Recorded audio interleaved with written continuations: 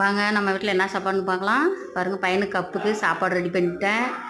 சாப்பாடு இருந்தாலும் அடுப்பில் வச்சுட்டு கொஞ்சம் வெளியே போகிற வேலைக்குது, அதனால் அரிஞ்சுதான் சரி பையனுக்கு கப்புக்கு சிம்பிளாக கொஞ்சம் எக் ரைஸ் செய்யலான்ட்டு முட்டைக்கோஸ் கேரட்டு நல்லா பொடி பொடியாக அரிஞ்சு எண்ணெய் கடுகு கருவேப்பிலை தலை கொத்தமல்லி தலை போட்டு வெங்காயம் நல்லா போட்டு வதக்கி பாருங்கள் முட்டைக்கோஸு அதில் கொஞ்சம் கறி மசாலு மிளகாத்தூள் போட்டு நல்லா வதக்கி விட்டு கேரட்டை கொட்டி நல்லா வதங்கின ஊற்றி 2 முட்டையை உடச்சி ஊற்றிட்டு அது வேகிறதுக்குள்ள இந்தாண்டா பூசணிக்கெல்லாம் அரிஞ்சு வச்சுட்டு ரசத்துக்கெல்லாம் ரெடி பண்ணிட்டுங்க. கொஞ்சம் வெளியே போகிற வேலைக்கு அதனால் அரிஞ்சிட்டா போகணுன்னு சொல்லி அவசர அவசரமாக செஞ்சிட்ருக்கிறேன்.